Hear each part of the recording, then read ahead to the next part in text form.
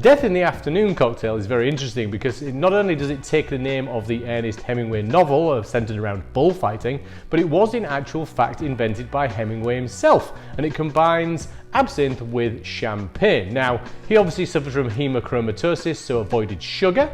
We don't need to, and I think the drink just needs a little bit of sweetness, so I've added that in too. So anyway, this is how I make my Death in the Afternoon.